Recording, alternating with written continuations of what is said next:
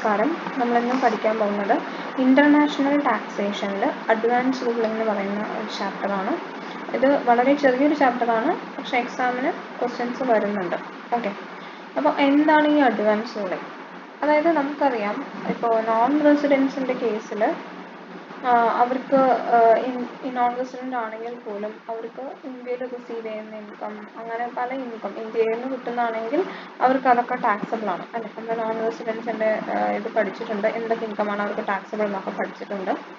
അപ്പോൾ അവർക്ക് അവരുടെ ഇൻകം ടാക്സ് ലയബിലിറ്റി മുൻകൂട്ടി നിശ്ചയിക്കാൻ വേണ്ടിയിട്ട് അവർ എൻ്റർ ചെയ്യാൻ പോകുന്ന ട്രാൻസാക്ഷൻസിൽ എന്തിലെങ്കിലും അവർക്ക് എങ്ങനെയാണ് ടാക്സ് വരികയെന്നോ അങ്ങനെ വല്ല സംശയങ്ങളും ഉണ്ടെങ്കിൽ അതവർക്ക് മുൻകൂട്ടി അവരുടെ ഡൗട്ട് ക്ലിയർ ചെയ്യാനുള്ള ഒരു സൗകര്യമാണ് അഡ്വാൻസ് റൂളിംഗ് എന്ന് പറയുന്നത്. അതായത് അഡ്വാൻസ് ആയിട്ട് അവരുടെ സംശയങ്ങൾക്കുള്ള ഒരു റൂളിംഗ് അവർ നേടിയെടുക്കുക. റൂളിംഗ് എന്ന് പറയുമ്പോൾ നമുക്ക് ചോദിക്കാം, അഡ്വാൻസ് റൂളിംഗ് അതോറിറ്റിയോട് ചോദിക്കാം, ഇങ്ങനത്തെ ട്രാൻസാക്ഷൻ എങ്ങനെയാണ് വരിക എന്നുള്ളതൊക്കെ നമുക്ക് ചോദിക്കാം.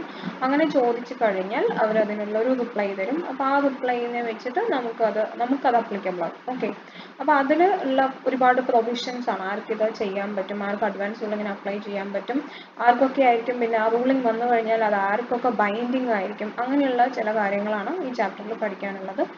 ഓരോന്നായി നോക്കാം. In order to provide the facility of ascertaining the income tax liability of non-resident, to plan their income tax affairs well in advance and to avoid long drawn and expensive litigation. അതായത് പലപ്പോഴും അവർക്ക് ഇപ്പോൾ ഇന്ത്യക്കാരല്ല, അതുകൊണ്ട് അവർക്ക് ചിലപ്പോൾ ഇന്ത്യത്തെ നിയമങ്ങൾ അറിയുന്നുണ്ടാവില്ല. അപ്പോൾ അനാവശ്യമായിട്ടുള്ള ലിറ്റിഗേഷൻസ് ഒക്കെ ഒഴിവാക്കാൻ അവർക്ക് മുൻകൂട്ടി ഇതൊക്കെ പ്ലാൻ ചെയ്തിട്ട് ചെയ്യാം. അതിന് വേണ്ടിയിട്ടാണ് ഇങ്ങനൊരു അഡ്വാൻസ് റൂളിംഗ് എന്ന് പറഞ്ഞിട്ടൊരു സംഭവം കൊണ്ടുവന്നിട്ടുള്ളത്. അതിനായിട്ടൊരു അതോറിറ്റിയും വെച്ചിട്ടുണ്ട്. A non-resident or certain categories of resident can obtain binding rulings from the authority on question of law or fact. Okay, അപ്പോൾ നോൺ റെസിഡൻസിനും അതുപോലെ certain categories of റെസിഡൻസിനും അഡ്വാൻസ് റൂളിംഗ് പോകാൻ പറ്റും. അഡ്വാൻസ് റൂളിങ്ങിൻ്റെ റൂളിംഗ് വന്നു കഴിഞ്ഞാൽ അത് അവർക്ക് ബൈൻഡിങ് ആയിരിക്കും. നമുക്ക് എന്തൊക്കെ ചോദ്യങ്ങളാണ് ചോദിക്കാൻ പറ്റുക? Question of law or fact, ഒരു ഫാക്ട് അല്ലെങ്കിൽ ഒരു ലോ, അതിനെക്കുറിച്ചുള്ള ചോദ്യങ്ങളെ നമുക്ക് ചോദിക്കാൻ പറ്റുള്ളൂ. Out of any transaction or proposed transaction which are relevant for the determination of his tax liability. അവരുടെ ടാക്സ് ലയബിലിറ്റി ഡിറ്റർമിൻ ചെയ്യുന്നതിനായിട്ട് അവർ എൻ്റർ ചെയ്തിട്ടുള്ള ട്രാൻസാക്ഷൻസോ അല്ലെങ്കിൽ പ്രപ്പോസ്ഡ് ട്രാൻസാക്ഷൻസോ എന്ത് വേണമെങ്കിലും ആവാം. അതിനെക്കുറിച്ചുള്ള അവരുടെ സംശയങ്ങൾ അവർക്ക് പരിഹരിക്കാവുന്നതാണ്. സംശയങ്ങളൊക്കെ അവർക്ക് ഉത്തരം കിട്ടുന്നതായിരിക്കും.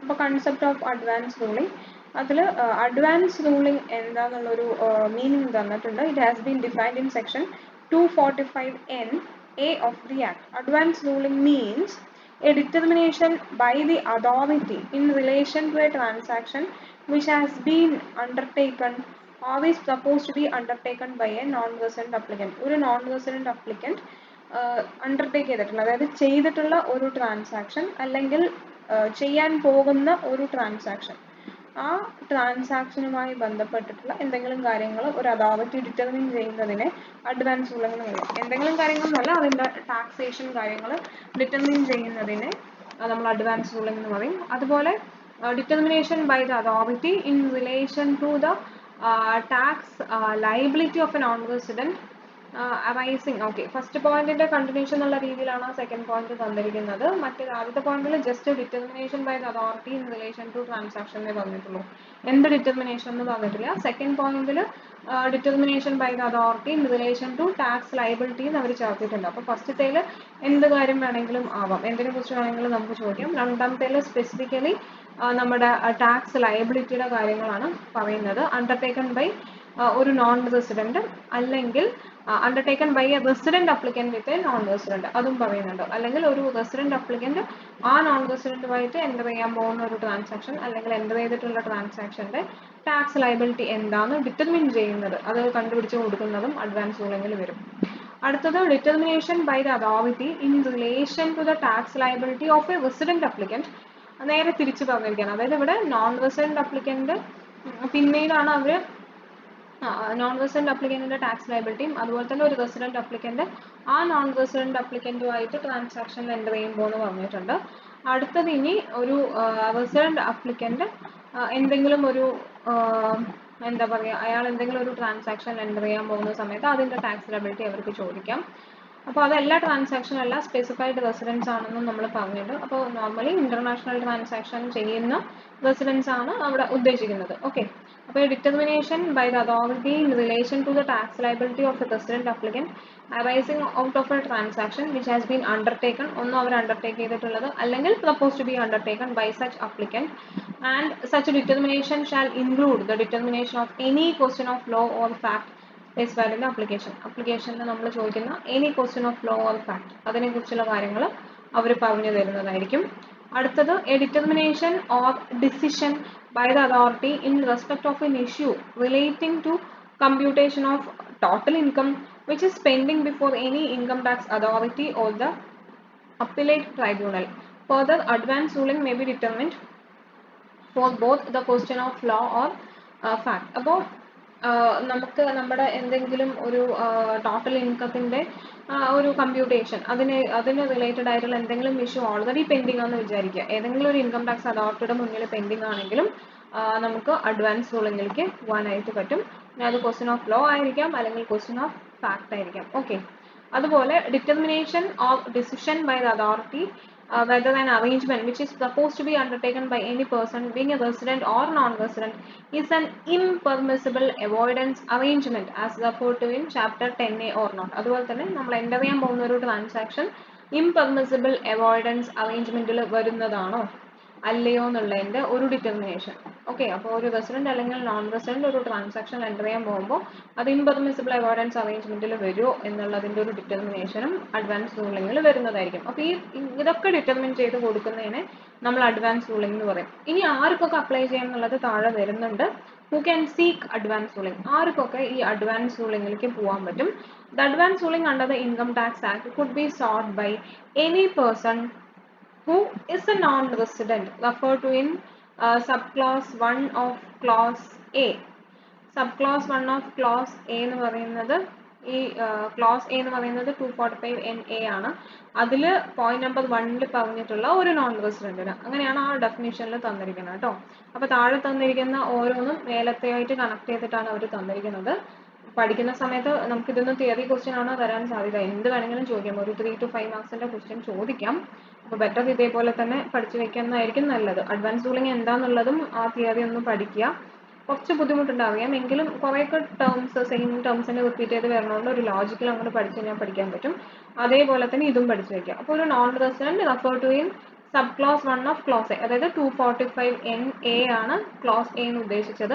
അതിൽ സബ് ക്ലോസ് 1, അതിൽ പോയിന്റ് നമ്പർ 1 പറഞ്ഞിട്ടുള്ള ഒരു നോൺ റെസിഡന്റിന്, അല്ലെങ്കിൽ പോയിന്റ് നമ്പർ 2 പറഞ്ഞിട്ടുള്ള ഒരു റെസിഡന്റിന്, അതല്ലെങ്കിൽ resident refer to in sub clause 2A of clause A, 2A എന്ന് പറഞ്ഞിട്ടൊരു പോയിന്റ് ഉണ്ടായിരുന്നു, അതിൽ പറഞ്ഞിട്ടുള്ള resident falling within such a class or category of person as the central government may by notification and official gazette specify. Central government official gazette notify ചെയ്തിട്ട് പറയുന്ന ആ category of ആൾക്കാർ. Okay, അതുപോലെ is a resident, ഇനി ഇതൊന്നും അല്ലെങ്കിൽ is a resident falling with any such class or category of person as the central government may by notification and official gazette specify in this behalf. അല്ലെങ്കിൽ is referred to in subclause 4 of clause A, is referred to in subclause 4 of clause A and makes an application under subsection 1 of section 245Q. അപ്പോൾ close എയിൽ sub close 4 പറഞ്ഞിട്ടുള്ള ആരെങ്കിലും അവർ 245Q പ്രകാരം application കൊടുക്കുകയാണെങ്കിൽ അവർക്കും advance ruling seek ചെയ്യാൻ സാധിക്കും. അപ്പോൾ ഇങ്ങനെയുള്ള ആൾക്കാർക്കൊക്കെയാണ് അഡ്വാൻസ് റൂളിംഗ് ആയിട്ട് മുന്നോട്ട് പോകാൻ പറ്റുക. ഇനി അതല്ലെങ്കിൽ an applicant has defined in clause E of section 28E of Customs Act, അതുപോലെ central excise act, finance act ഒക്കെ തന്നിട്ടുണ്ട്. അപ്പോൾ ഇവർക്കൊക്കെ അഡ്വാൻസ് റൂളിംഗുമായിട്ട് മുന്നോട്ട് പോകാൻ പറ്റും. ഇവർക്കൊക്കെ അഡ്വാൻസ് റൂളിംഗിൻ്റെ അപ്ലിക്കേഷൻ കൊടുക്കാനായിട്ട് സാധിക്കും. ഓക്കെ,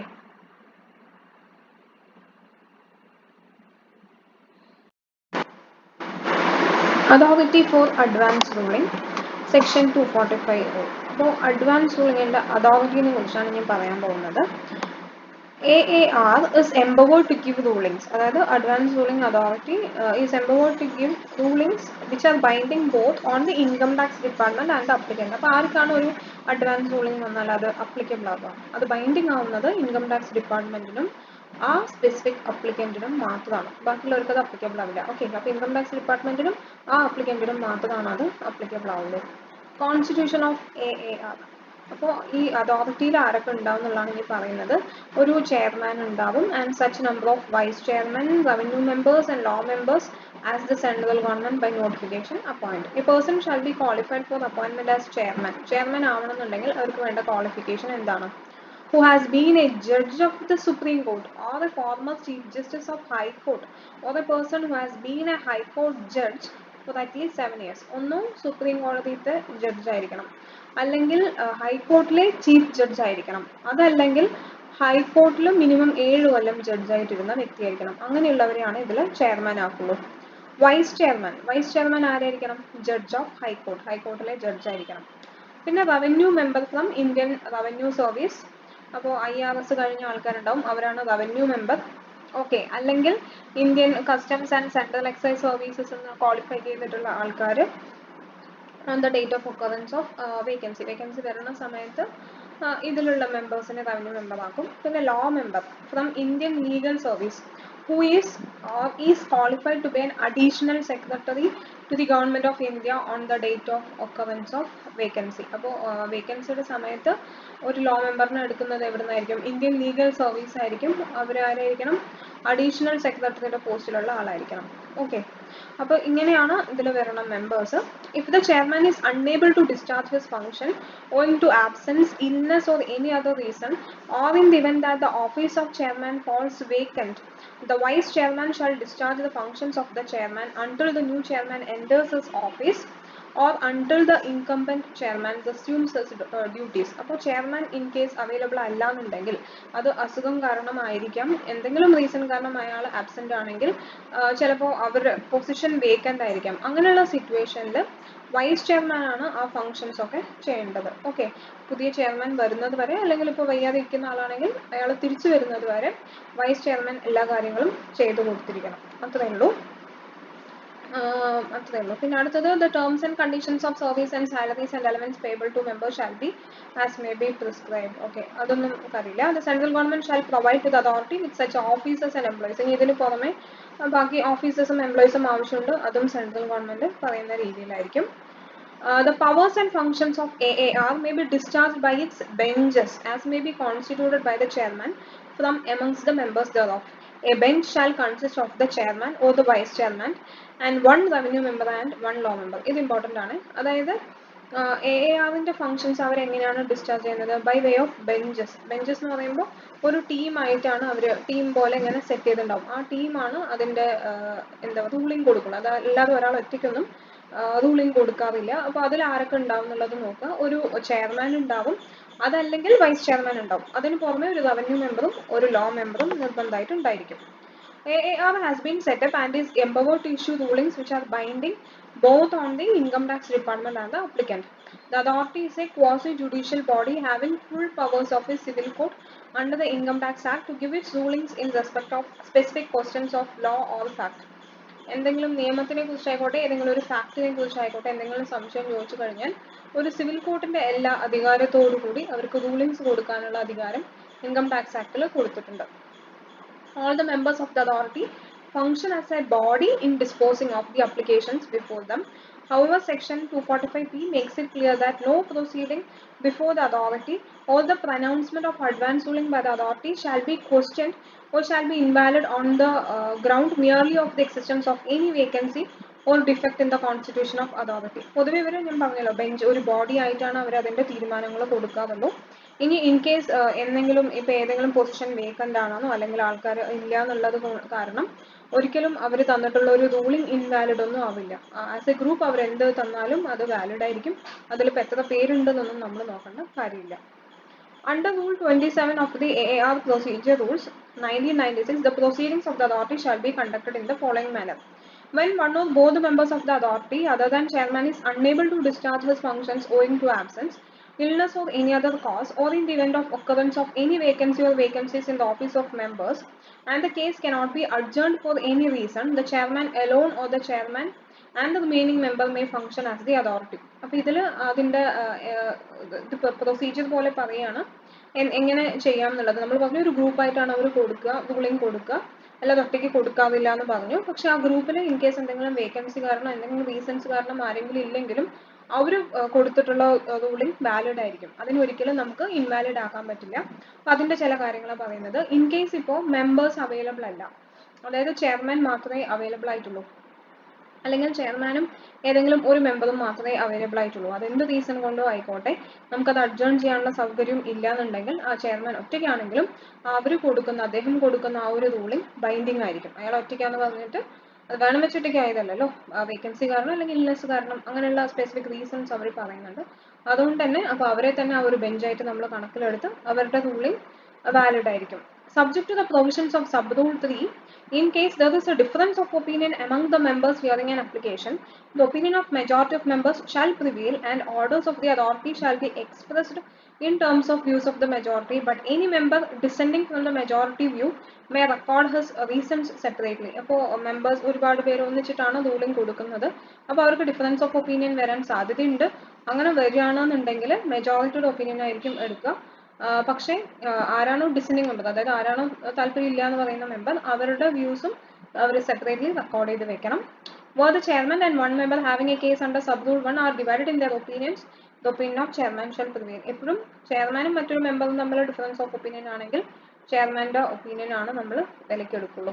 ഓക്കെ, അപ്പോൾ അതാണ് അതോറിറ്റിയുടെ കാര്യങ്ങൾ. അടുത്തത് ഇനി അപ്ലിക്കേഷൻ കൊടുക്കുന്ന കാര്യങ്ങളാണ്. Section 245Q. അപ്പോൾ അപ്ലിക്കേഷൻ സ്പെസിഫൈഡ് ഫോർമാറ്റിൽ പ്രിസ്ക്രൈബ് ചെയ്ത രീതിയിൽ നമ്മൾ കൊടുക്കണം. Application shall be made in quadruplicate and shall be accompanied by a fee of 10,000 rupees. ഇത് ഡിസംബർ 2020 എക്സാമിന് ചോദിച്ചിട്ടുള്ള ഒരു ക്വസ്റ്റ്യൻ ആണ്. അതായത് അപ്ലിക്കേഷൻ കൊടുക്കേണ്ടത് ക്വാഡ്രൂപ്ലിക്കേറ്റിനാണോ, ട്രൂ ഓർ ഫോൾസ് എന്നുള്ള രീതിയിൽ എന്തോ കണ്ടത് ക്വസ്റ്റ്യൻ. അപ്പോൾ ഇത് ക്വാഡ്രൂപ്ലിക്കേറ്റ് എന്ന് പറയുമ്പോൾ 4 കോപ്പിയാണ് നമ്മൾ കൊടുക്കേണ്ടത്. ഫീസ് എന്ന് പറയുന്നത് 10,000 ആണ്. ആക്ച്വലി ഫീസ് എന്നുള്ളത് 10,000 അല്ല, അതിൽ തന്നെ പല കാറ്റഗറി ഉണ്ട്. എത്ര രൂപയ്ക്ക് മേലെയുള്ള കേസ് ആണെന്നുള്ളതിനനുസരിച്ച്, അതായത് ആ ഡൗട്ടിൻ്റെ ഒരു ഇതിനനുസരിച്ചിട്ടാണ്. ആ ടേബിളും ഞാനൊന്ന് ഷെയർ ചെയ്യാം, പക്ഷെ നമുക്ക് മേ ബി അത് അപ്ലിക്കബിൾ ആയിരിക്കില്ല, പഠിക്കാനില്ലായിരിക്കും തോന്നുന്നു. പിന്നെ ജസ്റ്റ് വേണമെങ്കിൽ ഒന്ന് നോക്കി വെച്ചോളൂ. അപ്പോൾ ഇതിൽ ഫീസ് എന്ന് പറയുന്നത് 10,000 rupees എന്നാണ് തന്നിരിക്കുന്നത്. പക്ഷെ അത് 10,000 എന്നുള്ളതല്ല ഫൈനൽ, അതിൽ 2-3 കാറ്റഗറി ഉണ്ടെന്ന് മനസ്സിലാക്കിയാൽ മതി. Applicant may withdraw an application within 30 days from the date of application. നമ്മൾ അപ്ലിക്കേഷൻ സബ്മിറ്റ് ചെയ്തിട്ട് വേണമെങ്കിൽ നമുക്കത് താല്പര്യം ഇല്ല എന്നുണ്ടെങ്കിൽ 30 daysനുള്ളിൽ അത് വിഡ്രോ ചെയ്യാം. അടുത്തത് അപ്ലിക്കേഷൻ്റെ ഫോംസ് ആണ്. ഓക്കെ, അപ്പോൾ ഫോം എന്ന് പറയുന്നത് ഫോം 34C, അതൊരു നോൺ റെസിഡൻറ്റ് അപ്ലിക്കൻറ്റിന് കൊടുക്കേണ്ട ഫോമാണ്, അവർ കൊടുക്കേണ്ട ഫോമാണ്. 34D, അതായത് resident having transaction with non resident. 34E, applicable for notified residents. 34EA, അത് വന്നിട്ട് applicable to resident or non-resident who seeks advance ruling in respect of impermissible avoidance arrangement. അതിനെക്കുറിച്ചുള്ള doubt ആണെങ്കിൽ form 34EA. ഫോമിൻ്റെ പേരും ഒന്ന് പഠിച്ചു വയ്ക്കാം. ഈ ചാപ്റ്ററിന് എന്തായാലും തിയറി ക്വസ്റ്റ്യൻ ചോദിക്കുമല്ലോ, അപ്പോൾ അങ്ങനത്തെ എല്ലാം ഒന്ന് പഠിച്ചു വയ്ക്കാൻ ചെറിയ ചാപ്റ്റർ തന്നെയാണ്, എളുപ്പത്തിൽ പഠിക്കാം. അടുത്തത് procedure on receipt of application, section 245. അതായത് അവർക്ക് അപ്ലിക്കേഷൻ കിട്ടിക്കഴിഞ്ഞാൽ അടുത്ത പ്രൊസീജിയർ എന്താണ്? Inform CIT and call for records. On receipt of application the authority shall forward 1 copy of the application to commissioner having jurisdiction over the case of the applicant, and if considered necessary by the authority, relevant records can also be obtained from the commissioner. അതോറിറ്റിയുടെ കയ്യിൽ ഇങ്ങനെ application 4 copy കിട്ടുമല്ലോ, അപ്പോൾ 1 copy നേരെ കമ്മീഷണർക്ക് കൊടുക്കും. ഈ apply ചെയ്ത ആളുടെ ഏരിയ ജുറിസ്ഡിക്ഷൻ എവിടെയാണോ, ഏത് ഇൻകം ടാക്സ് ഓഫീസിൻ്റെ പരിധിയിലാണോ വരുന്നത്, അവിടുത്തെ കമ്മീഷണർക്ക് അയച്ചു കൊടുക്കും. പോരാത്തതിന് കമ്മീഷണറുടെ എന്തെങ്കിലും ഡീറ്റെയിൽസ് നമുക്ക് കിട്ടാനുണ്ടെങ്കിൽ അത് ചോദിക്കുകയും ചെയ്യും. In case non existing assessees ആണെങ്കിൽ, അതായത് നമ്മളിതിൽ മിക്കവാറും നോൺ റെസിഡൻസ് ആണ് ഒരുപാട് പേര് അല്ലേ, അപ്പോൾ അവർ ഒരു എക്സിസ്റ്റിംഗ് അസസി ആവണമെന്നേ ഇല്ല, ചിലപ്പോൾ നമുക്ക് അറിയാത്ത ഒരാളായിരിക്കും. അങ്ങനെയുള്ള സിറ്റുവേഷൻസിൽ നമുക്ക് ബുദ്ധിമുട്ടാണ്. അങ്ങനെ വന്നു കഴിഞ്ഞാൽ in such cases the central board of direct taxes CBDT is to be requested under rule 13(1) of the procedure also designate commissioner in respect of an applicant within 2 weeks. അപ്പോൾ അവർക്ക് പ്രത്യേകിച്ച് ഒരു കമ്മീഷണർ ഉണ്ടാവില്ല. അപ്പോൾ CBDTയോട് ആ വ്യക്തിക്ക് വേണ്ടി ഒരു കമ്മീഷണറെ അലോട്ട് ചെയ്യാൻ പറയുക, 2 weeksനുള്ളിൽ അലോട്ട് ചെയ്തിരിക്കണം. The designated commissioner is also called upon to offer his comments on the contents of the application which are considered by the authority along with the statement of facts and submissions of the applicant. അപ്പോൾ കമ്മീഷണറെ കൂടെ വിളിച്ചിട്ട് അവരുടെ കമൻസും കൂടെ ചോദിച്ചറിയും, plus അപ്ലിക്കേഷനും കൂടെ നമ്മൾ check ചെയ്യും. അത് കഴിഞ്ഞാൽ allowing or rejecting application. അത് കഴിഞ്ഞാൽ എന്ത് സംഭവിക്കും? അപ്ലിക്കേഷൻ ഒക്കെ നമ്മൾ നോക്കും. And the records called for either allow or reject the application. The word allow has been used synonymously with admit. In other words, after examining the records, the authority either admits or rejects the application. In case the authority has admitted the application, it is empowered to collect or receive additional material, and it will examine all the material thus available to it at the time of hearing and pronouncing a ruling on the application. In case the application has been rejected, an opportunity of being heard must be given to the assessee. ഒന്ന് നമ്മൾ ആ application hello ചെയ്യും, അതായത് നമ്മളത് admit ചെയ്യും. Admit ചെയ്യുകയാണെങ്കിൽ നമുക്ക് വേണമെങ്കിൽ അഡീഷണൽ ഡീറ്റെയിൽസും കാര്യങ്ങളൊക്കെ അവരോട് ചോദിക്കാം, അഡീഷണൽ മെറ്റീരിയൽസ് ഒക്കെ നമുക്ക് ചോദിക്കാം. അതല്ലെങ്കിൽ ചിലപ്പോൾ നമ്മൾ റിജക്ട് ചെയ്യും, ആപ്ലിക്കേഷൻ റിജക്ട് ചെയ്യും. റിജക്ട് ചെയ്യുന്നതിന് മുമ്പ് അസസിക്ക് ഒരു ഓപ്പർച്യൂണിറ്റി ഓഫ് ബീങ് ഹേർഡ് കൊടുക്കണം. അവർക്ക് എന്തെങ്കിലും പറയാനുണ്ടെങ്കിൽ അത് പറയാനുള്ള ഒരു സൗകര്യം അവർക്ക് കൊടുത്തിരിക്കണം. AAR not to allow an application for advance ruling were the question raised in the application. ഏതൊക്കെ കേസിലാണ് ഒരു അപ്ലിക്കേഷൻ അലൗ ചെയ്യാതിരിക്കുക? 4 പോയിന്റ് ആണ്. അപ്പോൾ പോയിന്റ് ആയിട്ടുള്ളതൊക്കെ കുറച്ചുകൂടി ഇമ്പോർട്ടൻ്റ് എന്നുള്ള രീതിയിൽ തന്നെ പഠിച്ചോളൂ. 4 പോയിന്റ് ആയതുകൊണ്ട് ചിലപ്പോൾ 2 മാർക്കിനോ 4 മാർക്കിനോ ഒക്കെ ചോദിക്കാം. ഏതൊക്കെ സിറ്റുവേഷനിലാണ് അപ്ലിക്കേഷൻ അലൗ ചെയ്യാതിരിക്കുക? ഒന്ന്, is already pending on the date of application before any income tax authority or appellate tribunal except in case of public sector company. അതായത് ഓൾറെഡി ഇങ്ങനെ ഒരു ചോദ്യം എവിടെയെങ്കിലും ഇൻകം ടാക്സ് അതോറിറ്റിയുടെ മുന്നിലോ അല്ലെങ്കിൽ അപ്പീലേറ്റ് ട്രൈബ്യൂണലിന്റെ മുന്നിലോ പെൻഡിങ് ആയിട്ടുള്ള ഒരു കേസാണെന്ന് വിചാരിക്കാം. Is already pending as on the date of application. അപ്പോൾ അപ്ലിക്കേഷൻ കൊടുക്കുന്ന സമയത്ത് തന്നെ ഇങ്ങനെ ഒരെണ്ണം ഓൾറെഡി പെൻഡിങ് ഉള്ളതാണെങ്കിൽ അവരത് അഡ്മിറ്റ് ചെയ്യില്ല. പക്ഷെ പബ്ലിക് സെക്ടർ കമ്പനിയുടെ കാര്യമാണെങ്കിൽ അവർ അഡ്മിറ്റ് ചെയ്യും. Is already pending as on the date of application before any court. ഏതെങ്കിലും കോടതിയുടെ മുന്നിൽ പെൻഡിങ് ആയിട്ട് നിൽക്കുന്ന കേസ് തന്നെയാണെങ്കിൽ അതും അവർ അഡ്മിറ്റ് ചെയ്യില്ല. അല്ലെങ്കിൽ it involves determination of fair market value of any property. ഏതെങ്കിലും ഒരു പ്രോപ്പർട്ടിയുടെ ഫെയർ മാർക്കറ്റ് വാല്യൂ ചോദിച്ചിട്ടാണെങ്കിൽ അതും അവർ അഡ്മിറ്റ് ചെയ്യില്ല. അതും അല്ലെങ്കിൽ relates to a transaction or issue which is designed prima facie for avoidance of income tax.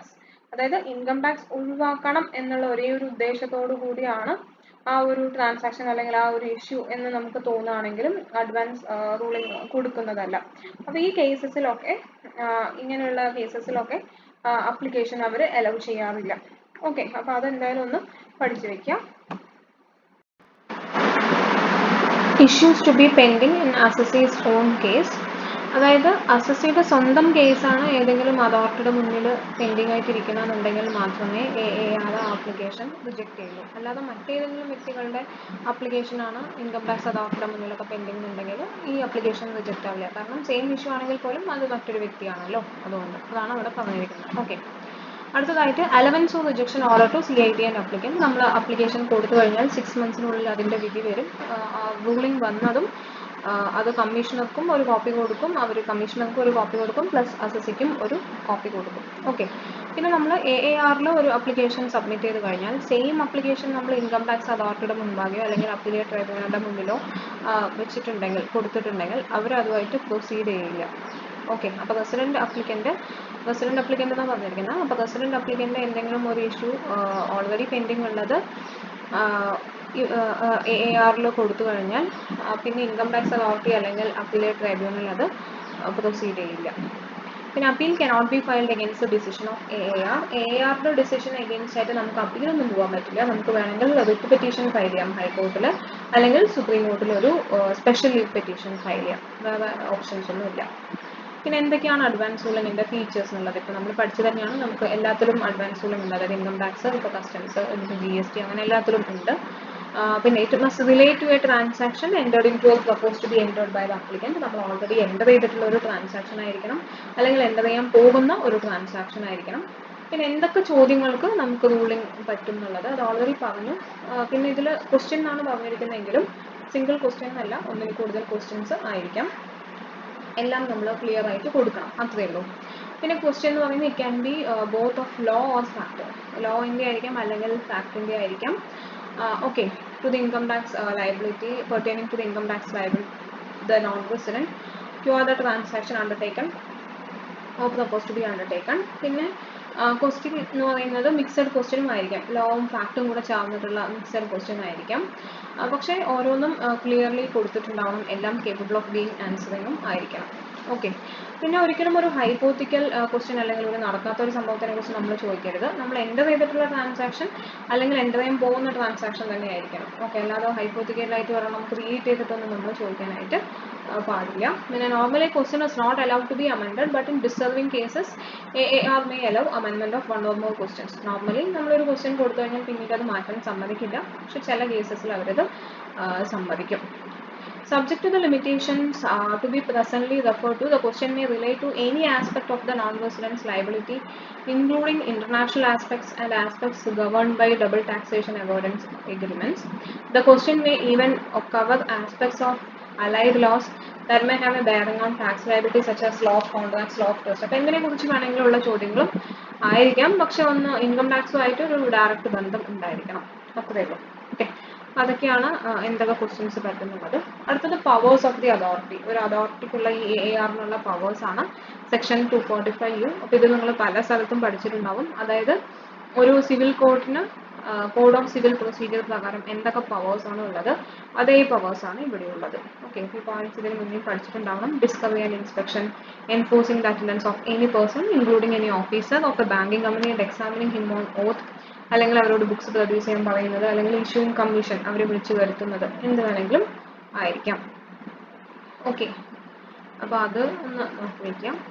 അടുത്തത് പിന്നെ നമുക്കുള്ളത് അപ്ലിക്കബിലിറ്റി ഓഫ് അഡ്വാൻസ് റൂളിംഗ്. അത് ഇമ്പോർട്ടൻ്റ് ആണ്. ആർക്കൊക്കെയാണ് ഇത് അപ്ലിക്കബിൾ ആകുക? ഒരു അഡ്വാൻസ് റൂളിംഗ് വന്നു കഴിഞ്ഞാൽ അത് ആരെയൊക്കെ ബൈൻഡിങ് ആയിരിക്കും? ഒന്ന്, on the applicant who had sought it. അപ്ലിക്കൻറ്റിന് അത് ബൈൻഡിങ് ആയിരിക്കും. ആരാണോ അപ്ലൈ ചെയ്തത് അവർക്ക് ബൈൻഡിങ് ആയിരിക്കും. In respect of the transaction in relation to which the ruling has been sought. നമ്മൾ എന്ത് ട്രാൻസാക്ഷൻ ആണോ റൂളിംഗ് ചോദിച്ചിട്ടുള്ളത് ആ ട്രാൻസാക്ഷൻ ആയിരിക്കും അത് ബൈൻഡിങ്. അതുപോലെ it will be binding on the principal commissioner and the income tax authority subordinate to him in respect of the applicant and the said transaction. അതുപോലെ ആ പെർട്ടിക്കുലർ അപ്ലിക്കൻറ്റിന് ആ പെർട്ടിക്കുലർ ട്രാൻസാക്ഷനിൽ വരുന്ന കാര്യങ്ങൾക്ക് പ്രിൻസിപ്പൽ കമ്മീഷണർക്കും അവരുടെ താഴെ വരുന്ന എല്ലാ ഇൻകം ടാക്സ് അതോറിറ്റീസിനും അപ്ലിക്കബിൾ ആയിരിക്കും. ഓക്കെ, അപ്പോൾ ഇവർക്കൊക്കെയാണ് ഇത് ബൈൻഡിങ് ആയിരിക്കുക. അപ്ലിക്കൻറ്റിന് ആ പെർട്ടിക്കുലർ ട്രാൻസാക്ഷനിൽ, അതുപോലെ കമ്മീഷണർ ആൻഡ് പ്രിൻസിപ്പൽ കമ്മീഷണർ അവരുടെ താഴെ വർക്ക് ചെയ്യുന്ന ആൾക്കാർക്കും ആ പെർട്ടിക്കുലർ അപ്ലിക്കൻറ്റിന് ആ പെർട്ടിക്കുലർ കേസിലേക്ക് മാത്രം ഈ അഡ്വാൻസ് റൂളിംഗ് അപ്ലൈ ചെയ്യണം. Defect of the ruling is understandably stated to be confined to the applicant who has sought it as well as the principal commissioner. Okay, അപ്പോൾ ഇന്നും നമുക്ക് മനസ്സിലാക്കാം വളരെ ലിമിറ്റഡ് ആണെന്നുള്ളത്.